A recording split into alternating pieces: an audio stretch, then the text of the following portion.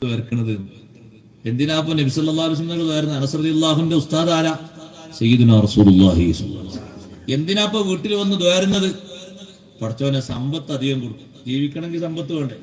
അല്ലെങ്കിൽ കാറ്റടിച്ച് ജീവിക്കാൻ കഴിയും. സമ്പത്ത് അധികം കൊടുക്കുക അല്ലാ, സന്താനങ്ങളെയും അധികം കൊടുക്കുക അല്ലാ.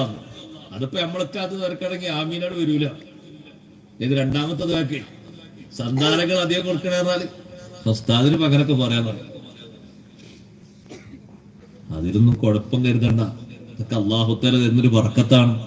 ബർക്കത്ത് പോലെ വളർത്താണെങ്കിൽ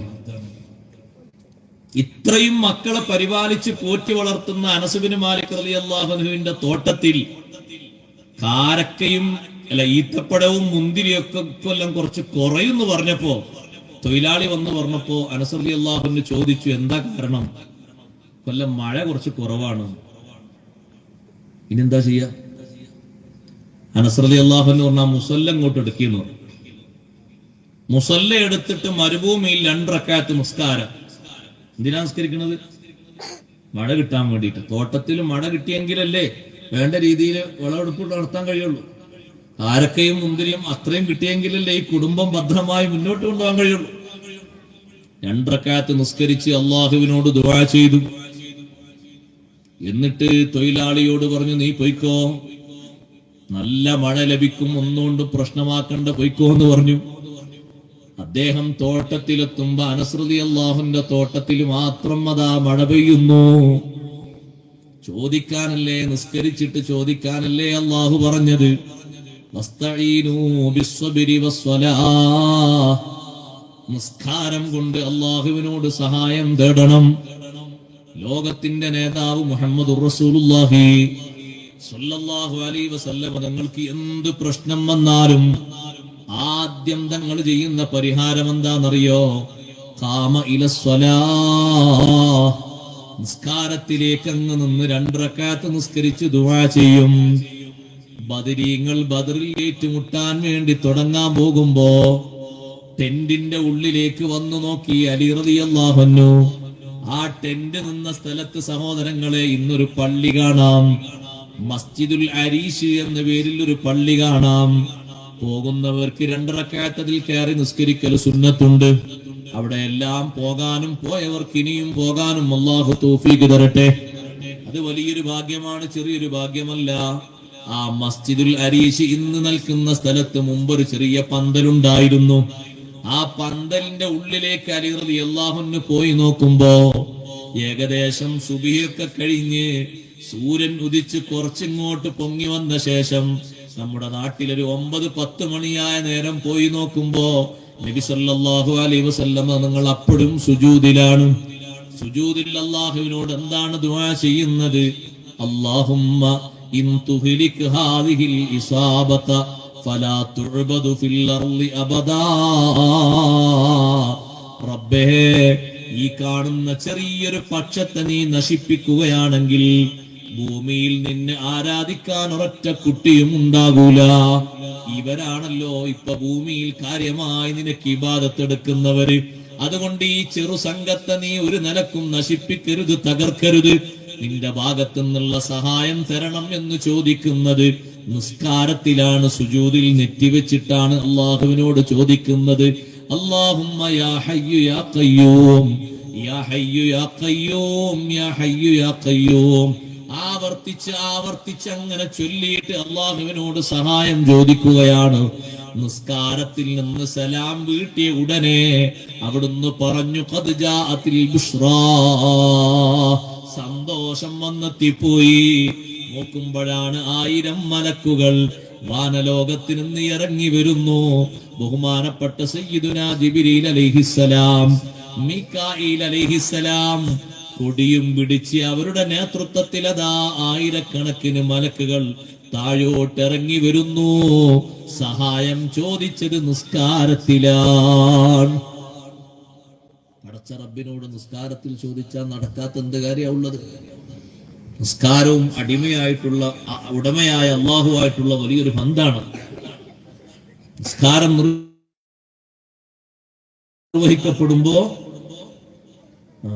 എന്താ മക്കളെ ചുക്കാപ്പി നല്ലതാണ്. ചുക്കാപ്പി കൊടുക്കുക, അള്ളാഹു ബർക്കത്ത് കിട്ടെ. തണുപ്പുണ്ടോ മോനെ? ഇല്ലല്ലോ. ഇല്ല, തണുപ്പൊന്നുമില്ല. എന്നാലും ഒരു ഇൻട്രസ്റ്റ് കൂടാൻ ചുക്കാപ്പി നല്ലതാണ്. ഇരിക്കട്ടെ, നിസ്കാരവുമായി വലിയ ബന്ധം വേണം. ഉമ്മമാരെ, സഹോദരിമാരെ, ജോലി തിരക്കിനിടയിൽ നിസ്കാരം ഒഴിവാക്കി പോകരുത്. വളരെയധികം ശ്രദ്ധാപൂർവം നിങ്ങൾ നിസ്കാരം എപ്പോഴും നിലനിർത്തി പോകണം. ജീവിതത്തിൽ അത്രത്തോളം ബറക്കത്തുള്ളൊരു സംഗതി വേറെയില്ല. ഉമ്മു കുൽസൂം ബീവി റളിയല്ലാഹു അൻഹ പരിഹാരം നിർദ്ദേശിച്ചത് നിസ്കാരം കൊണ്ടാണ്. അബ്ദുറഹ്മാൻ ഇബ്നു ഔഫ് റളിയല്ലാഹു അൻഹു എന്ന ഭർത്താവ് ബോധരഹിതനായി വീണുപോയി. ജനങ്ങളൊക്കെ പറഞ്ഞു വൈദ്യന്മാരെ കൊണ്ടുവരണം, ഡോക്ടർമാരെ കൊണ്ടുവരണമെന്ന് പറഞ്ഞപ്പോ ഉമ്മു കുൽസൂം ബീവി റളിയല്ലാഹു അൻഹ നേരെ പോകുന്നത് നിസ്കാരക്കുപ്പായം മാറ്റാനാണ്. നിസ്കാരക്കുപ്പായം മാറ്റിയിട്ട് 2 റക്അത്ത് നിസ്കരിക്കുന്നു. നിസ്കാരം കഴിഞ്ഞ് സലാം വീട്ടിയ ഉടനെ ബോധം കെട്ട് വീണുപോയ അബ്ദുറഹ്മാൻ ഇബ്നു ഔഫ് റളിയല്ലാഹു അൻഹു എഴുന്നേറ്റിരിക്കുന്നു. ബോധക്കേട് മാറിപ്പോയി. അസുഖമെല്ലാം പൂർണ്ണമായും ക്ഷീണമൊക്കെ അകറ്റി മഹാനവറുകൾക്ക് വെള്ളം കൊടുത്തു. പിന്നെ ശരീരത്തിന് നല്ല ഉണർവ് ലഭിച്ചു. ബോധരഹിതനായി വീണ അബ്ദുറഹ്മാൻ ഇബ്നു ഔഫ് റളിയല്ലാഹു അൻഹുവിന് ബോധം തിരിച്ചു കൊടുക്കാനും ശരീരത്തിന് ഉണർവ് കൊടുക്കാനും മഹദി പ്രാർത്ഥന നടത്തിയത് നിസ്കാരത്തിലാണ്. നിസ്കാരവുമായി അഭേദ്യ ബന്ധമുണ്ടാകണം. നിസ്കാരം നിലനിർത്തുന്ന കുടുംബങ്ങളെ നിങ്ങളൊന്ന് പരിശോധിച്ചു നോക്കിക്കോളൂ ഉമ്മമാരെ. അത്ര ബറക്കത്തുള്ളൊരു കുടുംബം നാട്ടിൽ വേറെ ഉണ്ടാകൂല, വേറെ എവിടെയും നമുക്ക് കാണാൻ കഴിയൂല. അതുകൊണ്ടാണ് നമ്മുടെ നേതാവ് മുഹമ്മദുർ റസൂലുള്ളാഹി സ്വല്ലല്ലാഹു അലൈഹി വസല്ലമ തങ്ങൾ ഈ ദുനിയാവിൽ നിന്ന് വിടവാങ്ങുമ്പോ നമ്മളോട് അവസാനം പറഞ്ഞ വസിയ്യത്ത്, ബീവി ആയിഷ റളിയല്ലാഹു അൻഹ മടിയിൽ വെച്ച് കേട്ട വസിയ്യത്ത്, ശബ്ദം പുറത്തേക്ക് വരാത്ത സമയത്ത് ആയിഷ റളിയല്ലാഹു അൻഹ കാതടുപ്പിച്ച് വെച്ച് നോക്കി. അപ്പോൾ കേൾക്കുന്നത് എന്താണെന്നറിയോ? ഉമ്മത്തി അസ്വലാത്ത അസ്വലാ, എന്റെ ഉമ്മത്തെ നിസ്കാരം ശ്രദ്ധിക്കണേ, നിസ്കാരം സൂക്ഷിക്കണേ. ഒരു ഘട്ടത്തിലും അത് ഒഴിവാക്കിക്കൂടാ. നിസ്കാരം ഒഴിവാക്കുന്ന ദിവസമാണ് നമ്മുടെ ജീവിതത്തിൽ ഏറ്റവും പരാജിതമായ ദിവസം. അന്നാണ് നമ്മളെ റൂഹ് പിടിക്കുന്നതെങ്കിൽ നമ്മളെ കഥ കഴിഞ്ഞ പിന്നെ എടുക്കാനില്ല. അടുത്ത റബ്ബിന്റെ അടുത്തേക്ക് എങ്ങനെയാ പോകുന്നത്? നിസ്കാരൊക്കെ ഒരു ഭാഗത്ത് മാറ്റി വെച്ച് ഒഴിവാക്കി വെച്ചിട്ടാ പോകുന്നത്. ഡീസന്റോടെ പോകാൻ കഴിയും? നാളെ അള്ളാഹുവിന്റെ മുന്നിൽ ആത്മാർത്ഥമായി നിൽക്കാൻ കഴിയും? ഇരുന്നിട്ടല്ലേ സഹോദരങ്ങളെ മുത്തുനബി സല്ലല്ലാഹു അലൈഹി വസല്ലം അവസാനത്തെ ദിവസത്തെ നിസ്കാരം നിർവഹിച്ചത്? ഇപ്പൊ നിങ്ങൾ നോക്ക്, കിടക്കുന്ന രോഗികൾ, കിടപ്പിലായ രോഗികളോടൊക്കെ ഉപദേശിക്കണം നിസ്കാരത്തിന്റെ വിഷയം വേണ്ടുപോലെ നിർവഹിക്കാൻ. നിസ്കാരത്തിൽ ഇരിക്കാൻ കഴിയുന്നില്ലെങ്കിൽ കിടന്നിട്ട് നിസ്കരിക്കാം.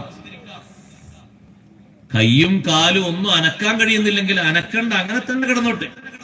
കിബിലയിലേക്ക് ആ കട്ടിലൊന്ന് തിരിച്ചു വെച്ചാൽ മതി.